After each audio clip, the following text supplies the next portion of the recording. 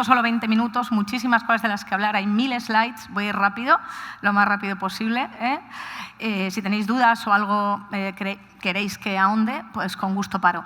Primero voy a hablar del propósito empresarial en general, después de cómo esto incide en el propósito de las empresas familiares. Bueno, como digo, todo el mundo habla del tema, especialmente en relación a la generación Z, ¿no?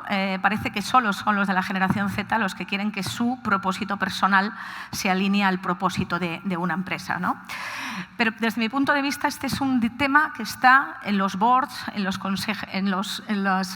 consejos de las empresas, en los comedores. En realidad, la gente hoy en día está hablando de propósito. Pero viene de atrás, ¿eh? Aquí tenemos una foto de Larry Flick, me imagino que sabéis quién es, el CEO de BlackRock, el mayor inversor institucional del mundo. Cuando habló de propósito tenía unos 6 billones bajo gestión, hoy tiene 12 billones bajo gestión. De esos 10 más bien reconocidos, pero luego dicen que hay otro par de ellos que manejan de ciertas instituciones de cierta índole. Pero en cualquier caso, en el 2018 ya decía que la sociedad exigía a las organizaciones, tanto públicas como privadas, que tuvieran un propósito empresarial. Estamos hablando de hace entre 5 o 6 años. Pero esto viene todavía de más atrás. Me imagino que habéis estudiado, los que estáis en la universidad, habréis estudiado o estáis estudiando la diferencia entre la teoría del accionista y la teoría de los grupos de interés. En el año 1962, Milton Friedman hablaba de que el único propósito de la empresa, el mayor objetivo de la empresa y, por tanto, su responsabilidad es maximizar la rentabilidad de los accionistas. Perdón, que esto no está funcionando bien aquí. A ver, perdón. En contraposición, en el año 84, otro catedrático de la Universidad de Chicago, Edward Freeman, hablaba en contraposición a esto, que el mayor objetivo no es maximizar la rentabilidad del accionista, del dueño, de los dueños de la empresa, sino de sus grupos de interés, de la índole o del ámbito donde actúan. Pero fue más tarde, varios años más tarde, en el 19, justo antes de la pandemia, en el cual The Business Roundtable, que es una organización que engloba a las mayores empresas de Estados Unidos, a los mayores CEOs de Estados Unidos, empiezan a pensar que las empresas tienen un propósito y vuelven en cierta forma a la teoría del valor de los grupos de interés. Obviamente, después vino la pandemia y esto pues, cambió en cierta forma también el papel de las empresas. Se vio que los estados eran incapaces de solucionar un problema y cada vez más el sector privado y las empresas en particular, incluido las familias, jugaron un papel muy, muy importante.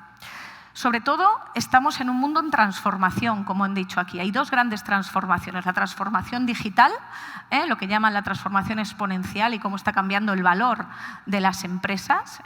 Cómo en 6 años una empresa genera más valor accionarial que en 95 años. Pero estamos en esa transformación digital que lo está cambiando todo. Me imagino que seguís al CEO de Singularity University, que habla de esa transformación en todos los sectores. Pero esa es una transformación. La otra transformación es la transformación sostenible. Y digamos que venimos de unos años de grandes revueltas sociales. Aquí he querido mostrar algunas de las que ha habido en Estados Unidos. En la primera foto, bueno, sí, ahí está el Black Lives Matter, el Me Too y luego abajo pues esa gran manifestación que hubo cuando Trump llega al poder de las mujeres. Pero bueno, esto empezó en Estados Unidos, pero ha seguido en muchos. En España, los que sois de España, pues obviamente aquí hemos visto el reto que hemos tenido recientemente con todo el tema de los agricultores, pero tenemos un reto social que es toda la inmigración ilegal, toda la migración ilegal que llegan todos los años. Ni qué hablar de América Latina. Empezó con un estallido porque subió el precio del billete del metro y hubo una gran revuelta que se llegó incluso a hablar de un estallido social en América Latina en el 19 y que algunos hablaban de una primavera árabe latinoamericana. Con lo cual nos encontramos ante retos sociales, pero ni que hablar de los retos medioambientales que están afectando mucho a América Latina. América Latina en lo que es mitigación del cambio climático está muy bien, pero en adaptación hay un problema claro que se ve todos los años en los retos que tenemos con muchos desastres naturales. En medio de todo esto, ¿qué es el propósito? Pues el propósito, la realidad es que hay varias definiciones, pero en general es o responde al porqué.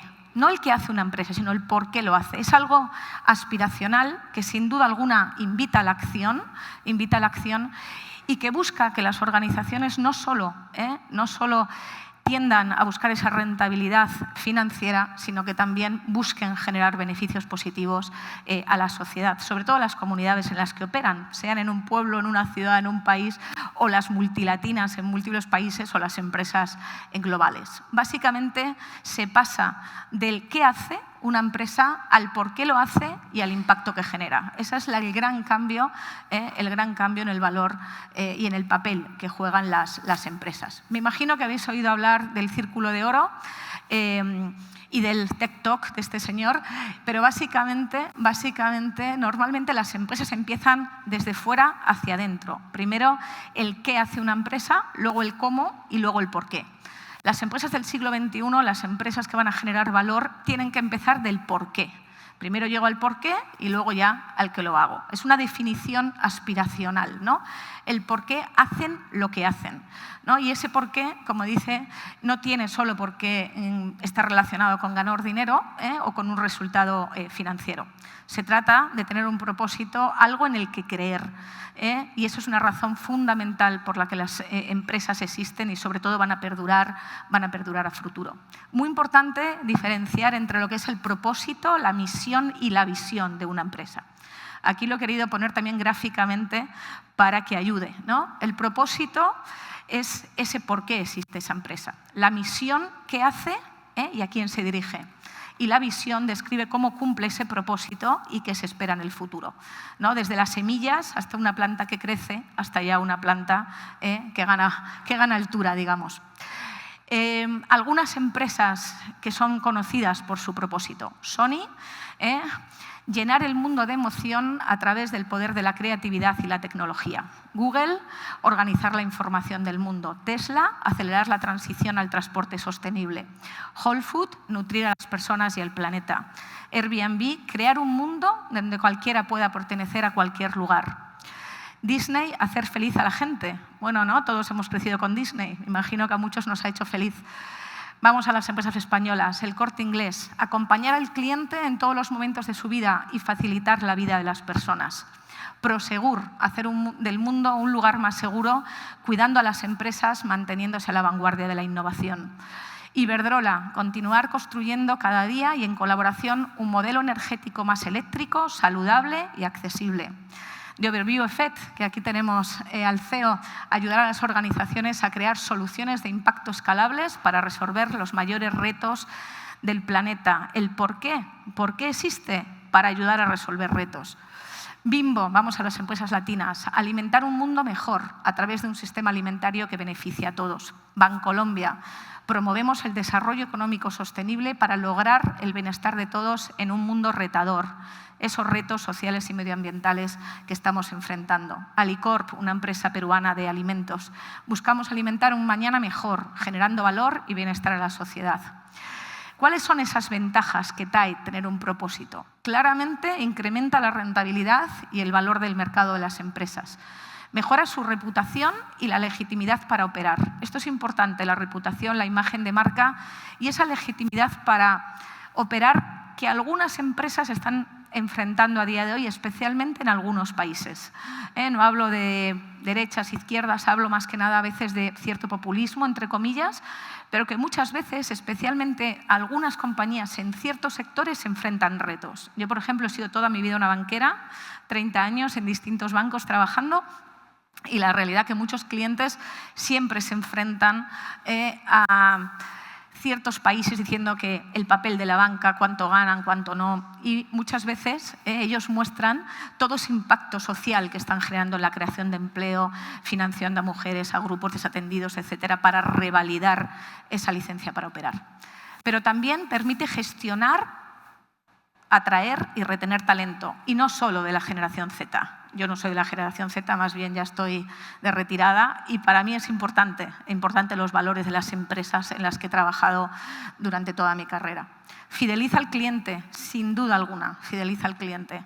Aumenta el interés por parte de los inversores con el boom de la inversión sostenible y la inversión de impacto, pero sobre todo, es una gran ventaja competitiva para las empresas. Esto, a día de hoy, lo más importante. Siendo importante también comunicarlo. Es muy importante comunicar ese propósito tanto a la interna como a la externa. E incorporar el propósito en las tomas de decisiones. El walk the talk y el talk the walk. No podemos decir una cosa y actuar de otra forma.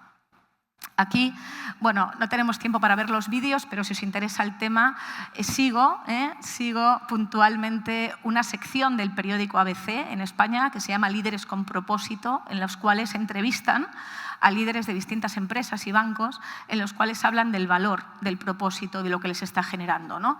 Bueno, ahí tenemos Salesforce. Para una correcta gestión del talento, primero debes de tener un propósito.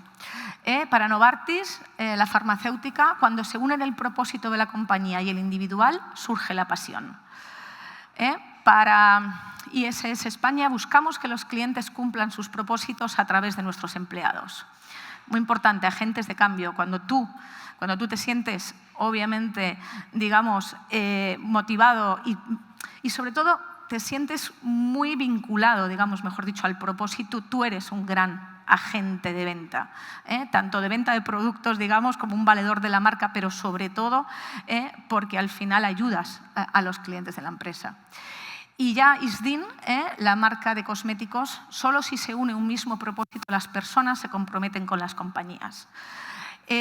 Pasando rápidamente al propósito de las empresas familiares, ¿no? Que obviamente todo lo que he hablado hasta ahora se cumple, pero tiene algunas características particulares que diferencia una empresa familiar de una empresa, digamos, que no lo es. El primero, normalmente las empresas familiares son conocidas porque tienen una especial empatía, cercanía y compromiso. Un orgullo de pertenencia a la comunidad o las comunidades donde operan, donde he dicho antes, ¿no? Tienes desde empresas pequeñas hasta multilatinas y empresas globales que empezaron como empresas familiares. Se sienten más vinculadas y un gran orgullo de pertenencia. Y honran al pasado sin dejar de mirar al futuro. Eso también es importante. El propósito haya tenido visibilidad o no, porque hay muchas empresas que tienen un propósito y no lo comunican, siempre ha vertebrado la esencia y la visión de la compañía. Esto también muy importante. Pero sobre todo, el propósito es parte del legado familiar, no es el legado parte del propósito. El propósito, junto a los valores y los logros que han ido consiguiendo durante todas las generaciones, son parte del legado familiar. Pero también hay algunos retos, porque normalmente las empresas parten de un propósito individual del fundador y luego hay que pasar a un propósito compartido de la familia. Y ahí a veces sí que hay un reto. El fundador, normalmente su propósito es extremadamente poderoso, porque él lo crea y sabe lo que quiere hacer con su compañía y lo que quiere lograr. Hay una entidad muy fuerte, una identidad muy fuerte en relación a la propiedad.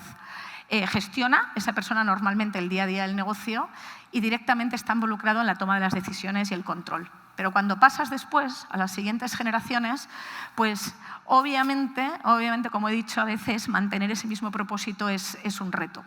Su evolución implica que haya mucha más comunicación, mucho más debate y sobre todo consenso sobre dónde se quiere llevar esa empresa. Pero también hay una cierta predisposición, en lo positivo hay una predisposición a comprender un valor que es intangible muchas veces y que tiene que ver con ese legado, con esa familia, con esos sueños de sus antepasados, porque hay una parte emocional en todo esto, hay una parte socioemocional importante.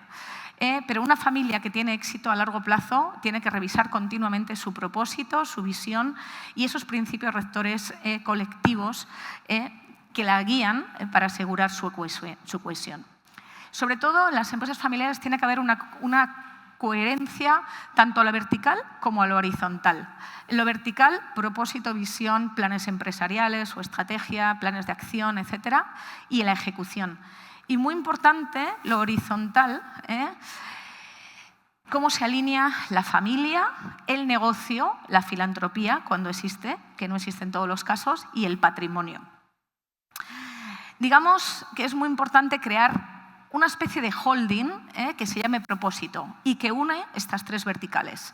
La actividad empresarial a través de los negocios, la filantropía, que muchas veces se hace directamente con donaciones o también creando fundaciones, y la actividad inversora a través de las oficinas de familia. Si hay una empresa que lo ha hecho bien todos estos años, que empezó como una empresa familiar, es Danone, que es de origen español, francés-español, digamos. Pero bueno, vamos a hablar un poco de lo que ha hecho ellos para trabajar en este holding del propósito y que ha unido esos tres verticales. Empezamos por su propósito. ¿Cuál es el propósito de Danone? Llevar la salud a través de la alimentación al mayor número de personas posibles. Aquí vemos cómo desde que Isaac Caruso lo monta hasta hoy en día, pues han pasado por múltiples gestores, primero de la familia y luego ya externos. De hecho, son accionistas, pero ellos están ya fuera de la gestión de la empresa. Han innovado, han hecho muchas cosas en productos, han sido un referente, pero sobre todo, si miráis aquí, abajo a la derecha, son una empresa que está muy involucrada en el impacto, en generar ese impacto, en que la empresa, a pesar de que han pasado muchas generaciones, todavía quiere generar ese impacto positivo. Quiere ser fiel a su porqué, quiere ser fiel al porqué, que no es más ni menos que el que he dicho, que viene aquí. Llevar la salud a través de la alimentación al mayor número de personas posibles. Con lo cual ellos han creado Danone Ventures, Danone Communities, Danone Ecosystem, no sé si lo seguís, pero son programas de innovación abierta, son programas de impacto y de hecho están trabajando en España fuertemente, no sé si conocéis la Social Nest, la fundación, pero están haciendo muchos temas de agricultura regenerativa, de impacto social, etcétera, buscando dejar huella e impacto positivo en España. Pero también tienen una fundación que se llama Carasso, Daniela y Nina Carasso, que no sé si también conocéis, pero tiene mucha actividad en España y en Francia, en los dos sitios, porque son sus orígenes. Y básicamente tiene dos verticales. Tiene una vertical muy unida a su razón de ser y por qué nacieron, que es la agricultura, y obviamente transicionando a la agricultura sostenible y regenerativa, y también por la pasión de sus fundadores, trabajan en programas de arte, especialmente con jóvenes y con jóvenes promesas en el mundo del arte. Entonces, el propósito en las empresas familiares pues guía muchas veces la ambición de crecimiento, ese apetito de riesgo que tienen las empresas, las expectativas de dividendo y de liquidez, los principios de diversificación, de inversión, las actividades filantrópicas, sin exhibir, y eso es importante, sin parar, digamos, la innovación, la diversificación y las desinversiones. A veces que hay que desinvertir. El mundo está en transformación, como os he dicho. Lo que tu abuelo, tu bisabuelo o tu padre le ha dado éxito, a lo mejor a ti no te lo da. Pero con el argumento de apegarme al entorno y a la tradición, porque hay ciertas razones emocionales y de cohesión familiar que son importantes no perder. Entonces, ahora ya para terminar, me gustaría hablar aquí un poco de el papel de los Next Gens en el propósito de las empresas familiares. Como hemos dicho, hay tres verticales: la actividad empresarial a través de los negocios, la filantropía y la actividad inversora. Creo que hoy en día los Next Gens van a jugar un papel, y ya lo están jugando, un papel importante en lo que tiene que ver con, vamos a empezar con la actividad empresarial. Muy importante, obviamente, con un negocio buscas maximizar tu rentabilidad financiera, pero también crear impacto positivo en los grupos de interés. Yo creo que es muy importante esa visión que tiene esta nueva generación de verdaderamente generar ese impacto positivo. Y eso lo podéis llevar a través de la primera vertical, a través de las empresas. La actividad filantrópica ya no es solo dar dinero. Hoy en día, los que seguís todo el tema de la inversión sostenible y de impacto, me imagino que sabéis que también podéis jugar un papel. En vez de dar dinero, digamos, como si fueran donaciones, se puede invertir. Esto es lo de dar el pescado o dar la caña, pues eso es lo mismo, esa inversión sostenible y de impacto con el cual no solamente la caja de la fundación, sino también crear productos a través del capital catalítico del blended finance para verdaderamente probar modelos que luego sean escalables. Y el tercero tiene que ver con la actividad inversora, con los family offices, que lo mismo. Ahí, obviamente, el objetivo es maximizar la rentabilidad financiera, pero también invirtiendo sosteniblemente y con la inversión de impacto podéis generar un impacto, digamos, que va mucho más allá, ¿no? Esa rentabilidad financiera y o social y medioambiental, perdón, inversión social y medioambiental. Pero hay dos temas muy importantes que están cambiando la idiosincrasia de esto en vuestra generación respecto a la mía, ¿no? Normalmente, antes, digamos que había un tema de género muchas veces, ¿no? El tema de la actividad empresarial se quedaban los hombres y las mujeres iban a la actividad filantrópica. Esto, por un lado, está cambiando y, por otro lado, las generaciones jóvenes, digamos, no piensan en vertical, piensan en horizontal. Y esa pensar en horizontal te hace intentar buscar esa otra rentabilidad, no solamente en la filantropía, sino en todas las actividades que lleváis a cabo. Pero sobre todo, muy relevante, y esto me lo dicen muchos clientes míos, que a veces me comentan, ¿no? No, es que mis hijos no se quieren quedar con la empresa, mis hijos quieren tener una startup, mis hijos quieren innovar. No importa, tú puedes seguir con tu propósito y con el legado familiar innovando en la empresa o fuera de la empresa. Ahora va a haber aquí un panel que va a liderar Elena y se van a hablar de distintas opciones. No significa que alguien quiera tener su propia empresa dentro de un holding o fuera de un holding para salir de ese propósito familiar y de ese legado. Con lo cual, importante, la nueva generación no se piensa en vertical, se piensa en horizontal, el impacto se puede conseguir de distintas formas y la innovación, desde luego, y el querer tener una empresa independiente no está reñida ni con el propósito ni con el legado familiar. No tengo mucho más tiempo. Me hubiera gustado daros ejemplos de algunas empresas y familias que están haciendo cosas increíbles en América Latina. Tuve el placer de colaborar el año pasado con este estudio, el Latin Impact de UBS, donde trabajamos con 12 empresas de la región en las cuales hablan cómo están maximizando su impacto en esas tres verticales. Los que les interese, ese es el estudio, está en la página web de Latin Impact. Y ya para terminar, el propósito, ese propósito compartido de la familia, no solo del fundador, sino de la familia, es un superpoder que te permite volar, como aparece en la imagen, pero sobre todo es una ventaja competitiva para la familia empresaria y la columna vertebral de la creación de valor transgeneracional. Esto no viene de tu abuelo ni de tu padre, esto viene de todos y seguirá con vuestros hijos. Muchas gracias.